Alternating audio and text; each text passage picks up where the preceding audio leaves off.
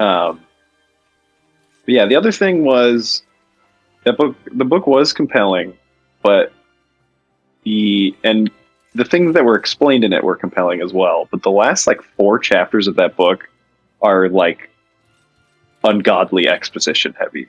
Like it's like here's everything that actually happened during the book, and at multiple points I was like, okay, no, I did understand. I okay, no, I did understand that.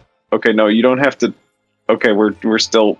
No, I did. Like, I did actually follow that it was the 10th Doctor. Yeah. It was not actually.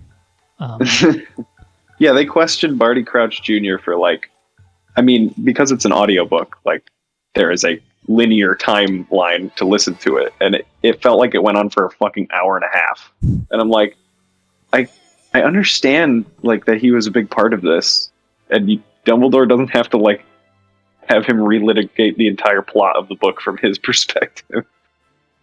But you know, it was partially written for children still, I guess. Yes, and also it turns out J.K. Rowling is not a fantastic author.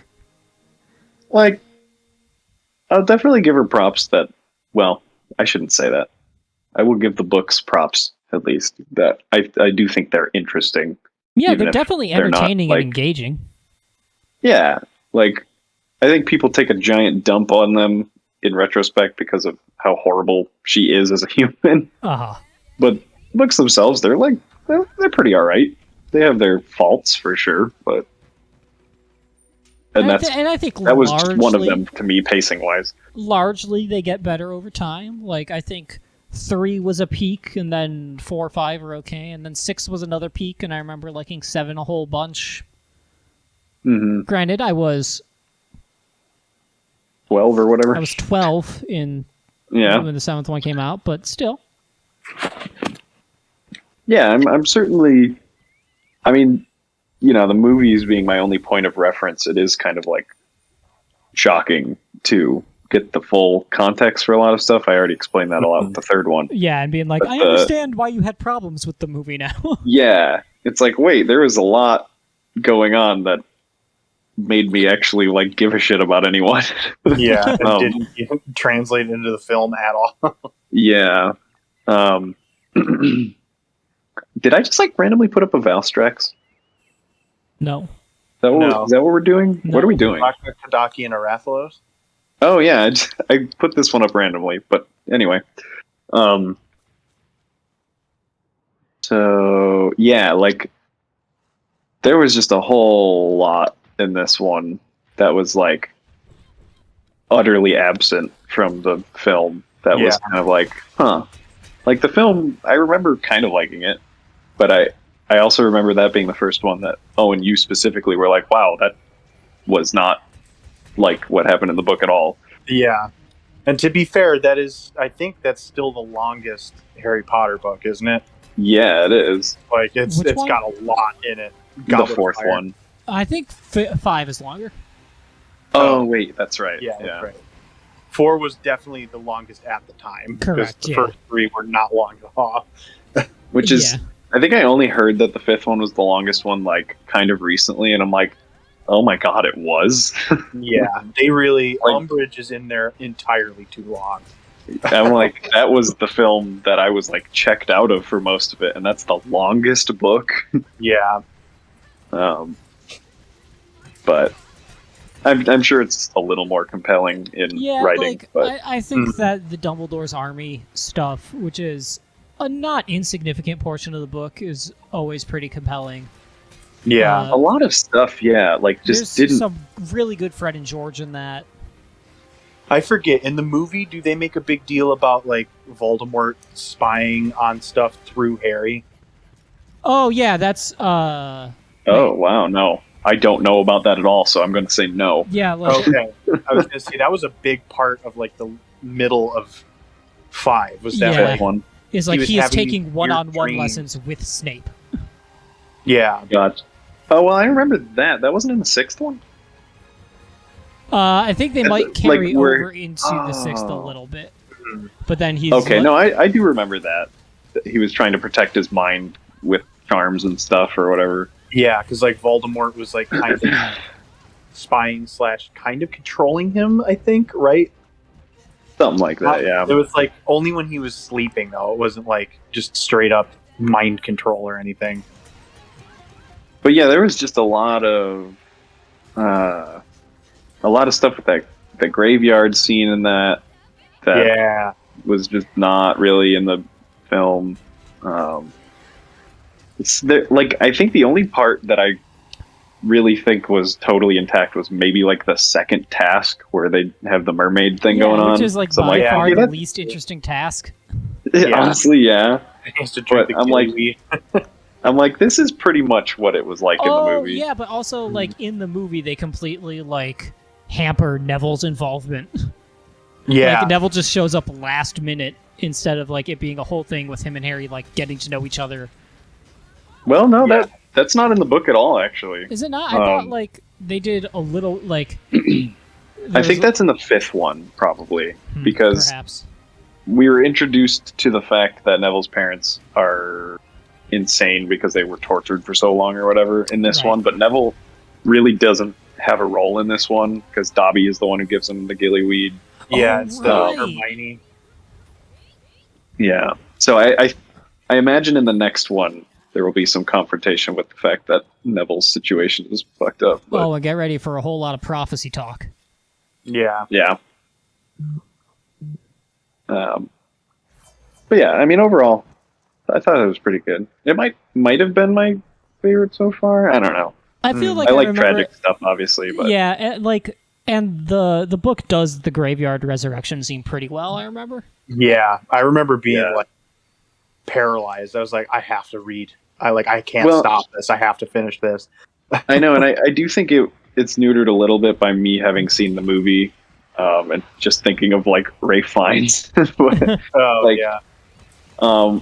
But yeah, like if I was reading that for the first time when it came out in like '04 or whatever, that would have been like some crazy shit. Yeah. So I understand why at that point the books got like peak popularity pretty much. Mhm. Well, and I feel like the fourth one is the first one where like the stakes are actually like Harry could actually. Well, I mean, I guess he could have died at any time in the other ones, but Yeah, this one I feels love like But So like good. highest stakes for sure. Yeah, because it's like okay, it's not like Voldemort in the back of a guy's head. It's not like him fighting Yeah. a weird shadow clone. Right. It's like hey, Like, this there's is motherfucking literally- Voldemort, and he is alive. And there's like a Yeah. fucking terrorist attack at the Quidditch World Cup, and like yeah, and man, the Nazi allegory is very strong. Which Yeah. like whether or not she pulls it off well, I don't know, but like it's interesting at it's least. there. Yeah, it's You can like tell there. it's there. Mm. It's like, okay, it's been 10 years and now he's back and he's going to gain more power. I'm like, that is just Hitler. Mm-hmm. Who? But I never heard of him. James Hitler. Oh, James. Yeah. That's his name. Mhm. Harry's dad. James H. Hitler. I mean, if you listen to Snape, am I right? Am I right? Yeah, he still sucks. He just does Yeah. things that are like, I know that the books aren't realistic at all, but like, as a teacher, I'm like, this man needs to be fired immediately. I Like, know, like he legitimately he's like, so awful. the psychological torture to many of his students for Yeah. Years. for years. Yeah, like in this Some one, of the things he has a reason for, like weird. but like the Hermione stuff, he has no reason to be like a total Yeah, asshole to her. That's just racism. Yeah. Harry Yeah. Potter, it's just like I don't like your dad, which is pretty specious. It's pretty Yeah. stupid. And But then also- Neville, Hold up, he's just an Harry's ass. Yeah, like in this one, there was a moment where like Draco hits Hermione with like accidentally like reflects trying to hit Harry, but it goes at Hermione's face and it's like a teeth growing spell or something like that. Yes, Yeah. And what's his face? Snape shows up to like, chastise them or whatever, and the only thing he says to Hermione after like Ron is like, he hit her in the face with a spell, is like, I see no difference. And it's like, are you fucking Dude. kidding me? What the hell is wrong with you? Like, the whole Slytherin concept is so Yeah. unbelievably like flawed from the get-go. And she comes so close to actually writing some redemption in, and she throws all of her eggs in the Snape basket for some reason instead of like the Draco basket, which would have been more effective by far. Yeah, because Draco literally, so. I mean, they do a good job of making him as useless in the movies as he was in the books, or at least in the 7th book, I should say, because he just turns into a sniveling wimp. Well, it's okay that he's like becomes pathetic because that just seems in line with him, but like it's too bad that he never does even a single thing redeemable of value. thing. Yeah. And but, like they're so close. Maybe he could pull off one small act of like defiance in the end or something. And they get so close with like him seeing his parents being bad and being like, wow, my parents are pretty fucking bad. And then like he looks at Harry and just kind of like turns around, and that's all we get. It's just like, but yeah. But I also remember being kind of annoyed, like going through the whole series up until the 7th one, and I'm like, oh wow, like they're building up Harry's dad to be like a kind of noble guy, and then the 7th he sucks, like, kind of. Piece of shit. I mean, well, he was just a bully, pretty much. Yeah, but just an asshole. I guess he's a kid. I don't know. Even so, like, yeah, him and Sirius definitely seem like they were assholes, but yeah, it's just kind of like, all right, so we spent this whole time being like, oh, Harry's dad was like such a good person, his Patronus, and blah blah blah, and then it's just like, oh, he was just an asshole instead. No, that's just like, no, it makes sense why Snape and Pettigrew like fucking despised him. Yeah. I mean, he was nothing but a terror to them, and it doesn't like excuse their behavior, but she kind of tries to make it excuse their behavior. I know. Yeah. That's what it seems like, and that it's similar with Dumbledore. It felt like to me in the movies, like, wait, this guy kind of sucks. Yeah, and I don't think that's the point. Yeah, you're supposed to like never dislike Dumbledore, but Dumbledore sucks. Yeah, like he's definitely cool. He's just Merlin, like in the first couple books. Like fun wizard dude, and then this is the first book where it's like, okay, he's got a little more baggage maybe than is being shown, but God, my ears. Oh no, I'm back. But overall, I mean, I just remember in the movies, and maybe it pulls it off in the books better, but thinking like, wow, I'm kind of disappointed that Dumbledore sucks ass. And it's like only revealed in like the last film or the last book. Annihilated. You're probably. He just threw me. Yeah, it turns out Michael Gambon being a big asshole. Good casting in the end. Yeah. Yeah, I guess. I don't know if Richard what's his face could have pulled off asshole Dumbledore. No, he was way too old for it. Richard. Well, Harris. he was the one that said that. Yeah. Ian McClellan was a shit actor. Oops. Well, he also wrote "Someone Left the Cake Out in the Rain," so we don't have to listen to him. He also played Oliver Cromwell in a movie, so I automatically don't like him. Oh yeah, Richard Harris. He's the one that all the Brits hate, right? No, he's the one that that Ireland hates with a passion. Oh, that Ireland hates. That's right. Yep. Nightmare human. Yeah. Oh, was he a big Tory? Yeah, he basically just enacted genocide in Ireland when he was like Lord Ruler of Ireland. Wait, the actor / songwriter? No, Oliver Cromwell. Oh, he played Oliver Cromwell. Okay, phew. So obviously he had nothing to do with genocide in Ireland, the actor. But yeah, I was like, Oliver Richard Cromwell. Harris is responsible for the Troubles? Dumbledore is responsible for the Troubles? We never should have been suspicious. Dumbledore assassinated Michael Collins. Why is this thing still alive? And why is it not blue yet? Probably because I'm not as effective as I could be. And it's an event. Is it? No, I don't think so. Is it not the I think buffed up? It might be advanced. I think it's advanced. It's not an event. But I think it was an It's Sushi challenge. Hmm.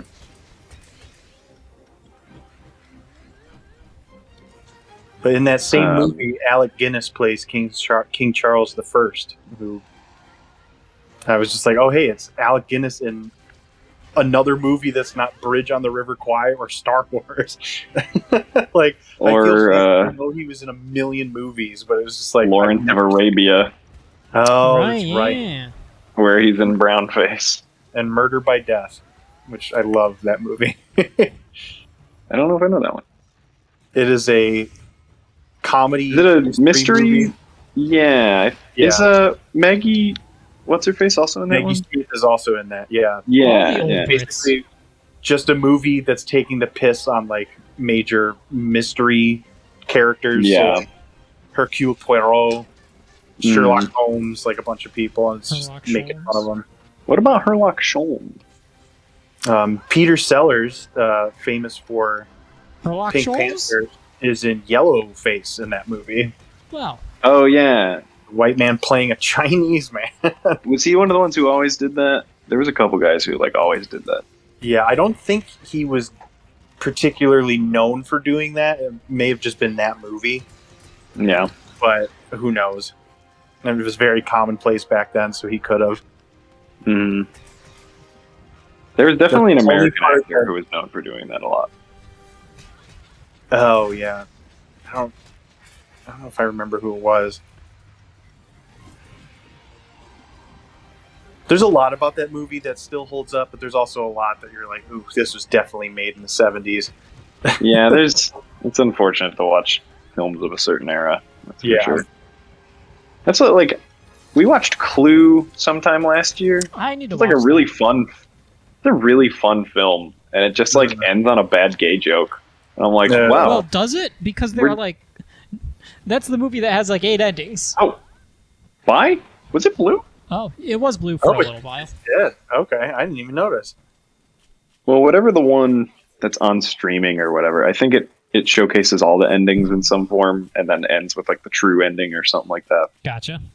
Yeah, it just ends on like kind of an off-color gay joke. And I'm like, oh, Bad This was, way like- to end it. fine until then. Yeah. Yeah.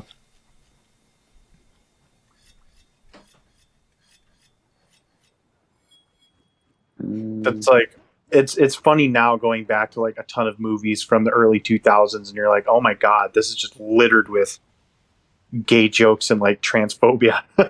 Yeah, that's what I love about like those like top 10 comedy lists from like 2010 are now just like completely devoid of anything anyone should ever watch ever again. Yeah, because it's basically just like, did It's you just want terrible.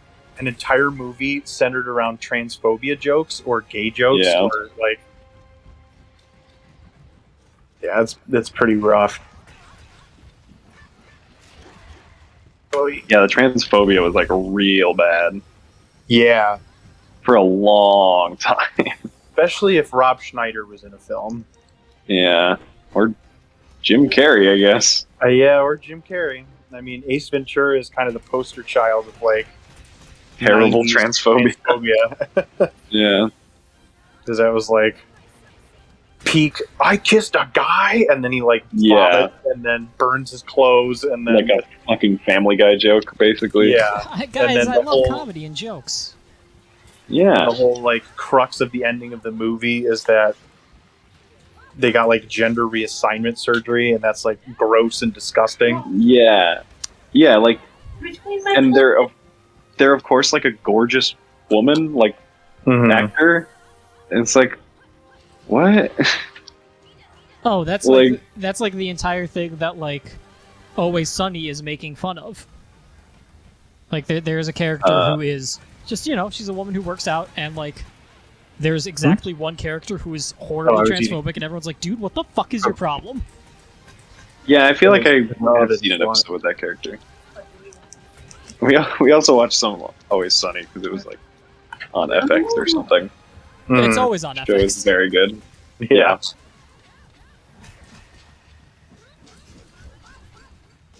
I love what's his face, Worthy Kids' video he did about Pepe Sylvia. Were the kids did Who a is Pepe that? Sylvia? Is that the Always Sunny character? Pepe Sylvia is a bit from Always Sunny, where Charlie Yeah. Day is for some Like- reason working in a mail center to pretend to be undercover for some stupid reason, and he loses his mind about mail that he gets for the same guy, and like then Matt comes in and he's just like Pepe Sylvia. Yeah, and he's like, "What the fuck are you talking about, dude? This is what any of this mail says." Yeah. Oh, because he's illiterate, isn't he? He's illiterate, yes. Yeah. Oh my god. Like, I open this package. Pepe Sylvia. I'm up to my ears with Pepe Sylvia. So dumb. I think the fan theory in that is that since they are in Philly, it's just he's seeing Pennsylvania on all of the mail addresses. That would be wonderful. I would love that to be actually canon.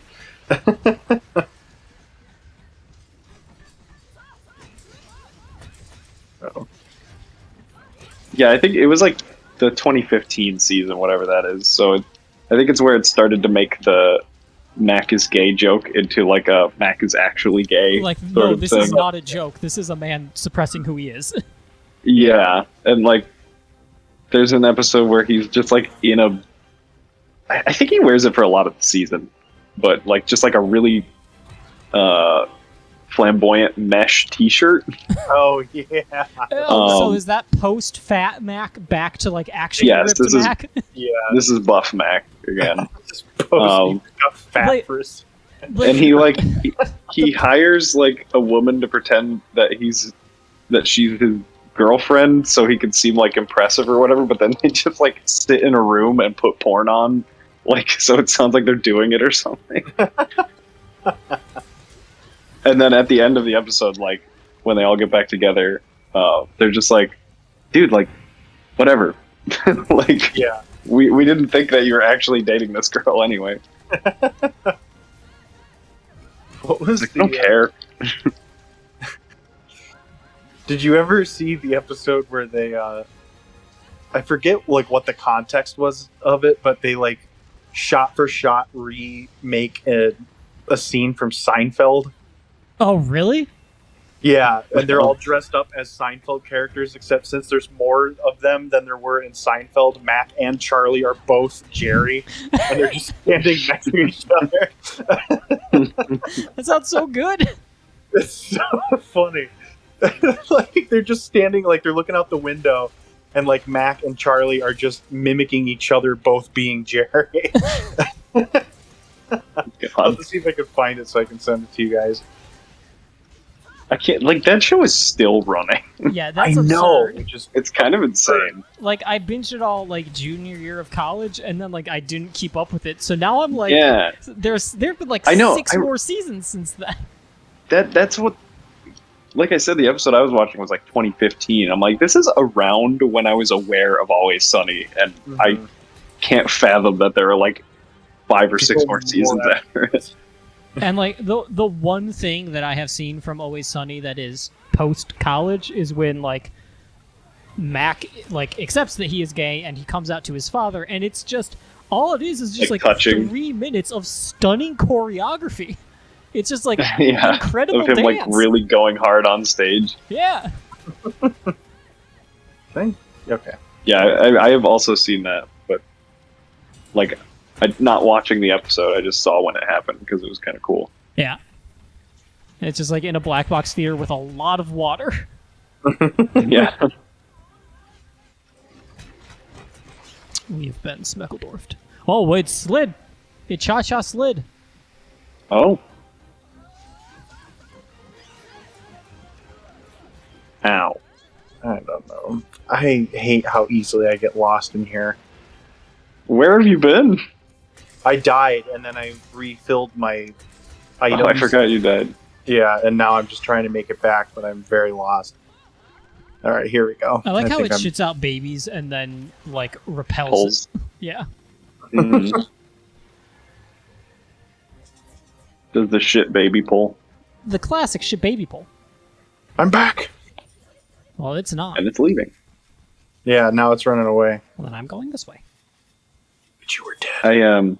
I put Master's Touch on this armor set, and this is the Nargacuga Insect Glaive, which is kind of insane because you almost just never lose sharpness because it... Huh? This one? What? Oh, are you gone now? Did Chris just disappear?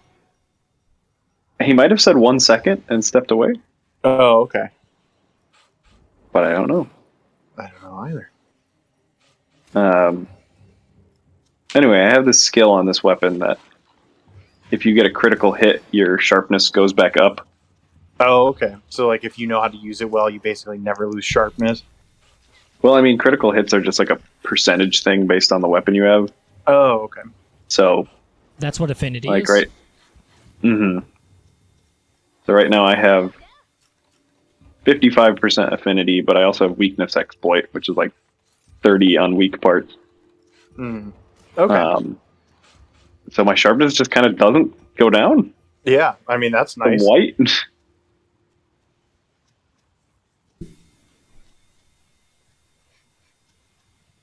Can't wait for all the Nargacuga stuff to upgrade into Lucent. Yes. It's going to be amazing. I really want whatever that badass armor is. Which one? I think, is it the Gormagala? Probably. The Or- Gormagala looks awesome, yeah. Yeah, I can't remember. It's one of the two new monsters armor that looks fucking awesome. Oi.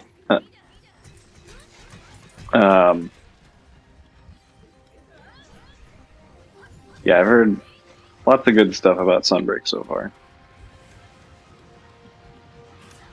Did you pre-order it all? No. I need to. I mean, yeah. at this point, I mean, don't just really might as well need to, buy it. But yeah. But you'll miss out on the Shiba Inu skin for your Palamute, I guess. I still have. I still have 43 minutes.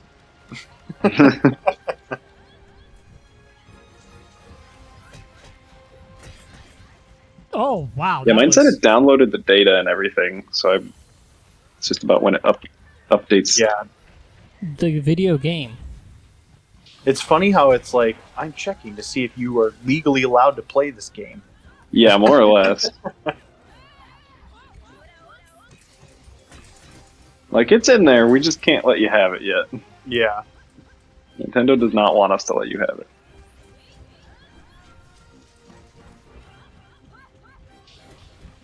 Did you say you got 3 Hopes on? I did. Have you played much of it? Yeah, so I had I just obviously picked up where I left off on the Black Eagles route because it saves your save data, which is nice. And yeah, I really like it so far. Good. I've Does it have heard some a- good character stuff? Yeah, it's interesting because it's like, I don't know. How far did you play in the demo? Because I don't want to like say too much if you haven't gotten very far. Whatever the mission past when you get to the camp is, then that's it. Not very far. Okay, so did But you rescue Monica yet? No, Okay, shit, sorry. no, I knew she was in the game. Okay. Yeah, they kind of. I mean, I don't know. It's very much a sort of like you need to have played 3 houses to fully appreciate the game because it just kind of blows through a bunch of shit without really taking the time to explain it. And you're like, oh, like if I didn't have the backdrop of like having played the original game, I'd be confused as fuck right now. I mean, it really does feel like a big fan DLC in Yeah. full game form, so I can't, blame it for that. Right. So Everyone but so just wants far, to see the characters again. Yeah. Yeah, and I mean, so far I've been really enjoying it. They do like, they've really gone out of their way to like give character designs to characters that were just kind of like referenced in the original game. Yeah, Which I think is really neat. Mhm. Shit. And like Really obviously touched it's it. not nearly as strategy based as the actual Fire Emblem games, but like it still takes a decent amount of strategy just to be like, you can't throw all of your people in one spot or else like there's one area that's unprotected and you can just like auto lose the level, which is kind of annoying. But Yeah. you know, Well, I like that it has like, worry about it. honestly, for this one, I like that it has a super easy mode because I'm like, You don't want to play a to be Muso honest, game? I Yeah, don't you just wanna care do it that for much the about story, Dynasty like- Warriors. Yeah. Yeah. I will say Like, though, let me just slam through a bunch of people and then get to the plot. Yeah, it's And less the plot and more best just way the to play characters the talking game. to each other. Yeah, that's the best way to play the game, is just to have fun, beat the shit out of a bunch of people, and then, watch your characters interact with each other. Mm-hmm. But it's neat because like each route has like a major crisis that happens in its respective country, and so they basically all have to like leave the monastery to. So you do have to do handle it. multiple playthroughs again for this one, or Yeah, I mean, as far as I've gotten, like I had gotten as far as I could in the demo with Black Eagles, so I just started a Golden Deer run, and it I have a feeling that stories play out differently, but they may kind of ultimately lead to the same ending. Right. But I'm not, I haven't gotten very far yet, so I don't know. It's so nice to see, even if I don't care about the gameplay, like, I missed seeing so much Fire Emblem fan art on Twitter, honestly. I know.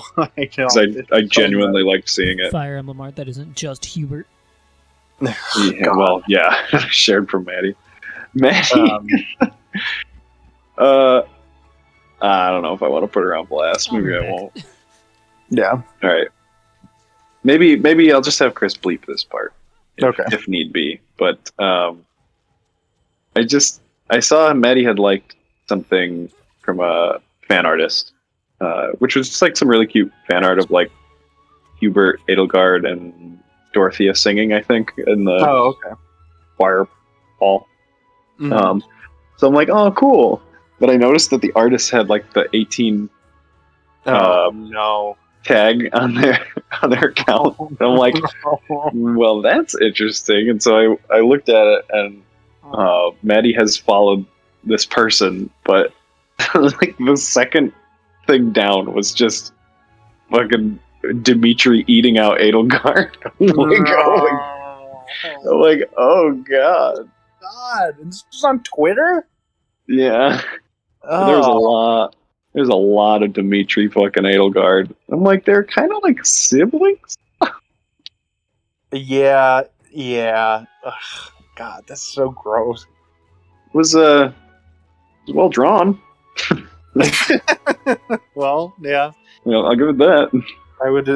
You would assume so if people are liking it, but yeah. I was just like, whoa. Yeah, that's not an anti-oop. But yeah, it'll be interesting. I'm glad that Dimitri is like a normal human and not some like deranged feral animal in this one. Yeah, I know. I mean, obviously, so many people were really into that, but yeah, it certainly put me off of him as a character. Like, yeah, and it really made it hard to finish the Blue Lions playthrough, if I'm being honest. Well, I mean, like, in terms of thinking of it as like an RPG, where I feel like I am, the avatar character making the choices that I would want to make. Like, I would not team up with that guy. Yeah. Just because he seemed fucking insane. And nor would I romance him. Like, yeah. Initially in that route, I was like, you know what? I might as well romance Dimitri since I'm a lady and I'm doing this route and he's the only, like, I can't romance him in another route. And we got to the time skip and I'm like, no. I would never get near this man. Yeah. So to do. To do rules. I was all up and on to do. Yeah, what a glow up in this game. I mean, he looked great already, but in Three Hopes they nailed that. Yeah, I know. He's the handsomeness of the time skip without the horribly scarred face. Yeah. And I shouldn't say horribly, it's just most of the scars are pretty aesthetic, but yeah.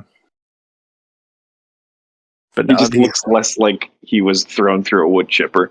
Right. Cowardice. And his hair, I'm trying to remember, his hair looks... I just like how his hair looks in this one more. And also, like, come on, the 5 o'clock shadow. Yeah, that does a lot for him. surprised there wasn't more facial hair. Yeah, like no one really. Yeah, Besides like you actually, I think it has facial hair. I feel like Dimitri could pull off a good goatee or something. Yeah. I don't think I would have loved to Felix see Ferdinand with a goat. With a goat. Felix could pull off like a porn stash. Yeah, like a pencil thin mustache. Yeah, that'd be awful. Actually, that's what his dad has, which is why I'm thinking of it. Ferdinand with like the Three Musketeers goatee and mustache. Yeah, that is pretty much what his dad looks like. Mm-hmm. Oh wait, Ferdinand, you said, oh god, yeah, yeah, yeah, he's got a good in between for his hair length in that one too. Yeah, he doesn't look like his hair isn't just like a big flowing mess. He doesn't look like he's like a member of the Church of Christ or something. Or like an attempt at Fabio on the cover of like a romance novel. But man, it's funny, and I know I was having the same issue with Hyrule Warriors. There are some characters where you're just like, why would I literally play as anyone else? Like, this character's just really so brokenly good and fun. And I feel bad because like it's a lot of the magic users that are just kind of hard to use. Well, so what is the broken fun character? Huh? Which one is the broken fun character then? So besides your main character, Petra is nuts. Oh yeah, like, hell yeah! Literally, her because you can use B to dash, and like most of the time it's just like a somersault, or just like a quick dodge to the left. But hers is like, she's like basically instant transmissioning. Essentially, she's just like kind of teleporting. And I'm assuming it's just because she's like supposed to be really fast and like a stealthy assassin hunter kind of thing. But like she literally just like if you press B into a group of people, she just blows them all away. So you don't even have to attack them. You can just like dash into them and they go flying. She's got those door blades. I know. There is definitely something like uncanny about the Warriors games because of that. Because like in the main game, it's like you have to strategize against like singular opponents so that your unit doesn't take too hard of a hit and then get cornered. And in this one it's just like, they just like blew away 800 people in one giant anime super attack. I'm like, there's kind of a disconnect of the stakes for the original game. So like Petra basically becomes unkillable. But my favorite part is when you play as Edelgard, if you run in one direction long enough, you literally just like bump people away with your shield. Like they just run into your shield and go like, So she's like a lance from basically, the game Monster Hunter. If she's going fast enough, she just starts like mowing people down with her shield. It's really funny. So yeah, I've been enjoying it a lot so far. I think you'll like it too. If not for the gameplay, at least for just more of these characters. Oh yeah. I mean, that's the whole point for me. Yeah.